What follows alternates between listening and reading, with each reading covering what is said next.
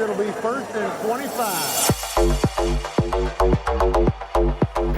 25.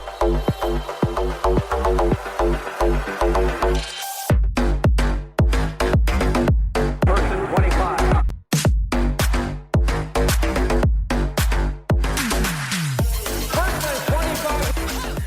This is First and 25, the Football Zebras podcast, our 25-minute roundtable discussion on officiating. This week, it's me, Ben Austro, Mark Schultz, Cam Filipe, and Pat Weber. So let's jump right in with a few quick takes from the crew, and we'll start off with Mark. Slow down. Slow down if you're a high school official. Slow down if you're an NFL official. We saw this happen in the Buffalo and Cincinnati game. There was a run by the Bills for an apparent touchdown, a flag down for offensive holding. Simple. Holding takes the touchdown off the board. Holding, offense, 10 yards, repeat the down, walk it off, and hack it in. But wait a minute. It was a touchdown. Touchdowns are automatically reviewed by the replay official. And we had a fumble near the goal line. So now there could be a worst rule in sports with a fumble over the goal line and out the back of the end zone.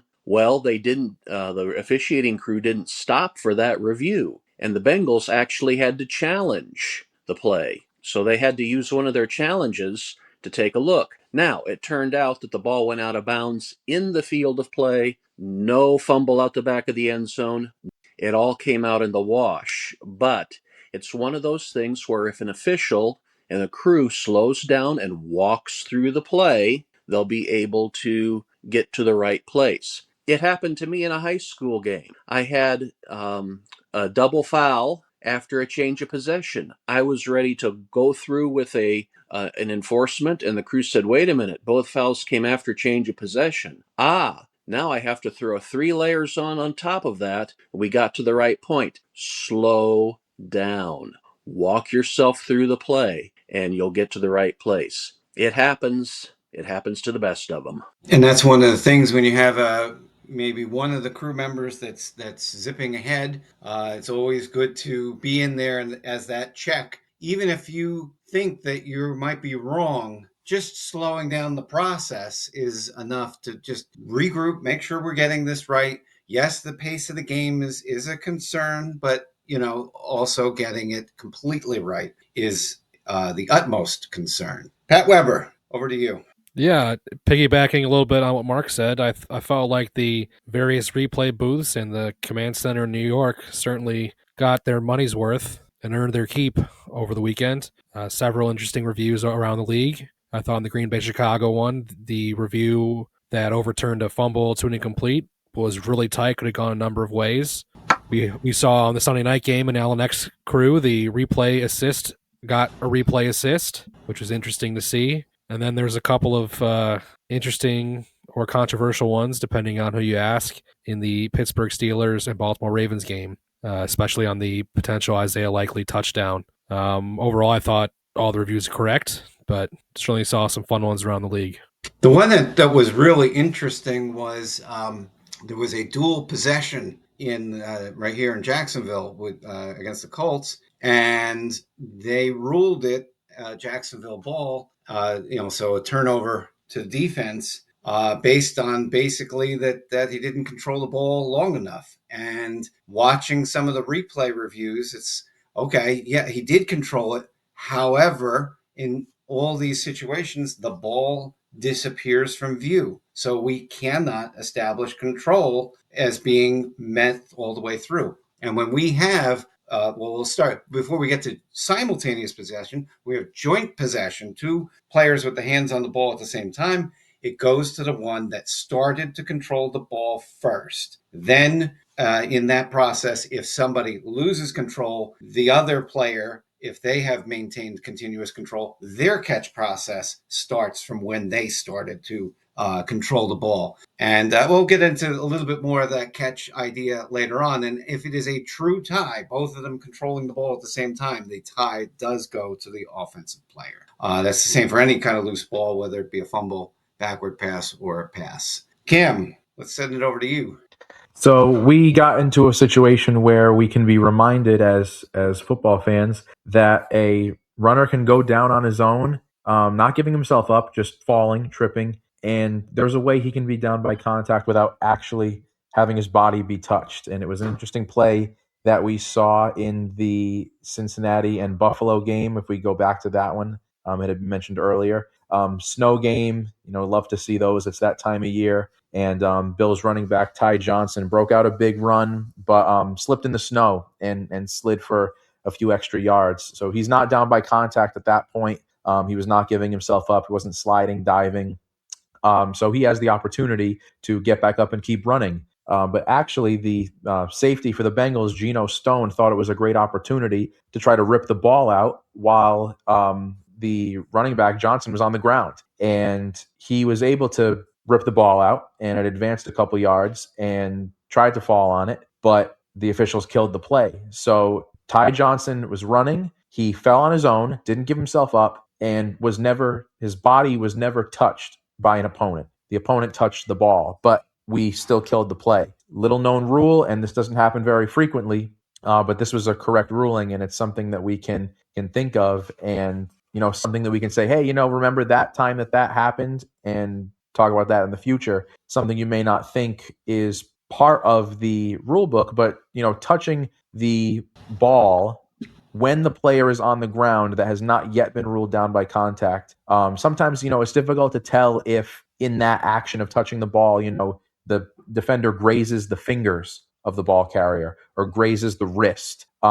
It's really minute, and getting into replay with something like that can be really parsing out frames and angles that we really don't want to get into.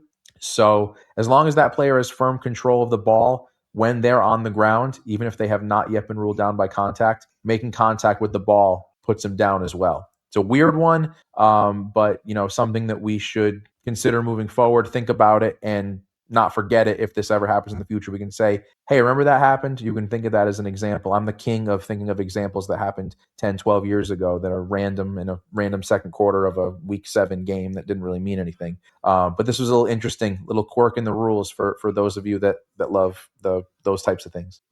And when it came up in our instant message channel, the first thing that popped in my mind was a media tape by Dean Blandino. So that's got to be over 10 years ago. And it's funny how you record certain things in your brain. I cannot remember the circumstance of the game that it came in. I think I do. And I think it was Buffalo again. But the situation was, you do not know, and it's impossible to tell if there was any contact with the player. And as we've established, it just takes a graze of that player to put them down by contact if they are already on the ground and having not been touched. So something like that. And it's not too terribly often that you have a player that goes down on their own without surrendering their advance. But when you put a nice little slick layer of snow on the field, all sorts of things can happen. I just want to return to catches really briefly.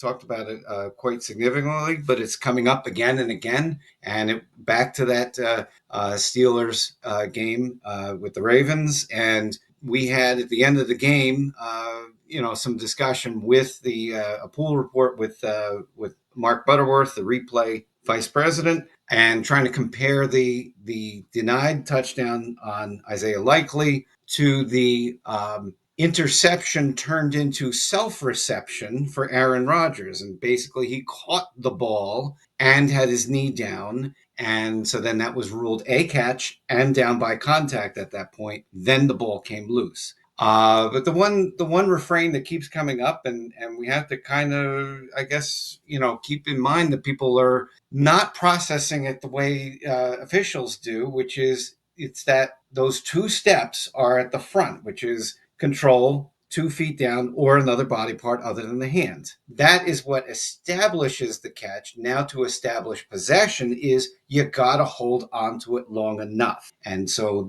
the meter of time is to at least try to make a football move or an act come into the game or have the time to do so. So if you just stand there for long enough, that you're going to count that out to, okay, good, he's done.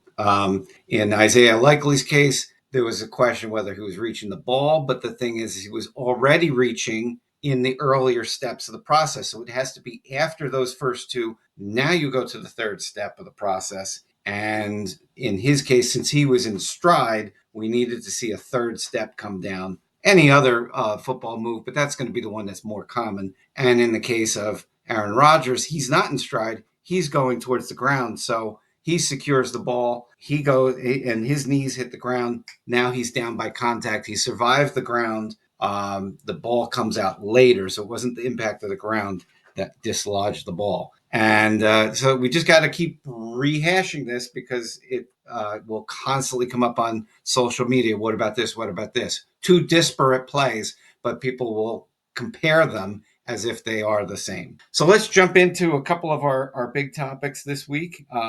It's the end of the high school season. College football is entering their extended postseason, and we have bowl games coming up. So let's kind of how do we put our gear in mothballs? What do we do at the end of the season? And Mark, you're 2 years in as a white hat.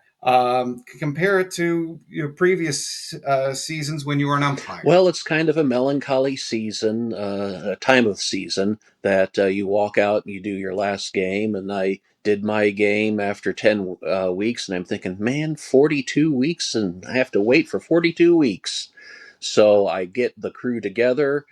We talk about what went well, what we could improve, individual goals we have next year, individual goals, and also crew goals. Maybe some things we can work on. And that's how we do it as a crew. Personally, I come in the house, wash all my uniforms, I put them away. Well, I hang them up because you never know if somebody needs a substitute referee for a playoff game for another crew. It stays up for a couple weeks. One final thing I do is I soak my whistle in vinegar. That gets all the gunk out of it, all the Gatorade and the half-chewed hot dogs from halftime out of it. I'll get all that out and give it one final ceremonial blast and put it in my bag. That's my little ritual. But yeah, it's a melancholy time.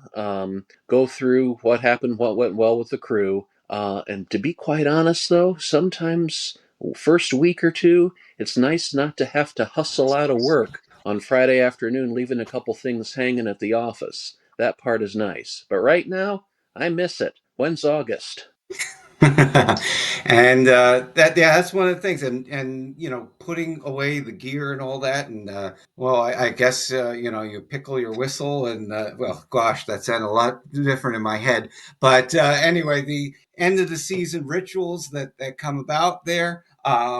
That's part of the wind down, and part of your routine. Each week you have the routine, and then this is the end of season routine. Cam, you've done a few white hats in some of the in some other leagues as well, and you're mostly on the wings. But take us through the end of the year. Yeah. So as I've mentioned in past episodes, we're not even, well, me personally, I'm not even 2 weeks removed from my last game being on Thanksgiving, and we just had our state championships this past weekend. So we're still coming down from the high at the end of the season at this point. But yeah, a lot of the same things that Mark said, unpacking that bag for the last time, allocating all the equipment for next year, and trying to take an inventory of, what do I need to get for next year? What needs to be upgraded next year? I've been using this hat for the last 4 years. Is it time for a new hat? Can I stick it out one more year? Things I think about. But at the same time, another really exciting thing in terms of starting to look forward to next year, even barely the season's over, is I teach the new officials course in my area, and I've already gotten 4 people that have reached out to me that want to start officiating next year, which is wonderful. We always want to take as many people as we can get. And whenever people are reaching out to me wanting to become officials, the first thing I always include in my response email to them is a message of thanks and saying that, it's not just football. It's not just at the high school level. All levels, all sports are hurting. And it's been that way for a long time. So it's really great to see that, there are people who are willing to put on the stripes and be a part of the solution rather than on the sidelines or in the stands as part of the problem. One of them actually is a Pop Warner coach, and that is really that is particularly exciting to see when a coach wants to start learning how to officiate, and maybe it's the end of their coaching. Their kids have gotten to the age where they're too old enough to play, and they want to move on to the next phase of their football lives, just like their kids are. So already starting to prepare lectures for our class that starts up in the spring, and it's really an exciting time. I spent most of my weekend, Thursday, Friday, Saturday. I forgot Thursday. There was a Thursday night football game on because Thursday night I was sitting on my couch watching the live stream of the state championships. I was watching some friends of mine that we were able to get assignments, and our Slack was going off with messages, and I'm thinking, what day is it? Oh, there's a Thursday night game on tonight. I'm watching the Massachusetts State Championships. But it's an exciting time of year. And Mark, you're totally right. This is the point right now where I'm thinking, wow, this is the first week in months that I have nothing going on in the evening. This is the first time. So it feels good. And I know, Mark, you're ready to get back to it. I think that'll hit me probably just before Christmas. In a week or so, it'll be like, yeah, I'm ready. I'm itching again. It doesn't take that long. An interesting counter programming for the Massachusetts State Championships. Let me run over to Pat there, who's you're still active. You're at the Division III level as well, and so you have a few playoff games, and depending on at that level, depending on how teams advance, depends on whether or not you're done, and so you don't know when you're done until after you're done. Yeah, I was fortunate enough to work a playoff game this past weekend. Pretty good game, and it was a nice sunny 15 degrees at kickoff, which is always fun. But the good thing about cold weather games means that we did something right, and to earn working on a weekend like that. But as you said, Ben, part of our advancement depends on which teams advance, because we can't see teams from our regular season conference, and we can't see teams more than once in the playoffs. So at this point of the bracket, we really need some certain outcomes to go certain ways for us to have a chance at a second game, and we'll see what happens. But yeah, for me, my season's not over until that phone call doesn't come. So we'll be waiting for the next couple of weeks to see what happens. And Cam mentioned about his officiating courses and his mentorship in that sense. And if Mark or Pat, if you want to jump in with anything that at this stage somebody has kind of become a little interested in things, or maybe you see somebody that's maybe there's a senior that's graduating. This is the end of their season, and they're not looking to go on in college. What do we do at this stage to get people involved? What do they do if they're browsing our site, or there's somebody that you come across in your game that is kind of bummed about the end of their football career? Well, during the season, there have been a couple of players that come up to me and ask me about rules. And why did you make that call? And I explained to them the call, and they seem really engaged with it. And later on, I say, Coach, have number 20 see me after the ball game. And he comes up to me, and I think he's afraid I'm going to yell at him. And I say, you should consider officiating. You have a real knowledge of the game. It's a great way to stay involved. In the preseason, we go to scrimmages, and I talk to the players about the rule changes, what we're looking for as officials. And I say to them, this is a great way to stay involved. Consider officiating. I've been doing this for 24 years, which is a lot longer than any playing career is going to be. So it's a great way to stay involved in the game. If somebody is interested in becoming an official, contact their local state officiating association in Illinois. It's the Illinois High School Association. Or if you don't still quite know where to go, call your local high school and talk to the athletic director. Ask them, how do we get started officiating? And he'll point you to the right place. Let's pivot a little to another topic that we've brought up a couple of times in passing, and that's the Pro Football Hall of Fame and officiating. Two things that are water and oil, apparently. In the other halls of fame, other than football, we have the Naismith. The Basketball Hall of Fame has 17 officials in there. Hockey has 16.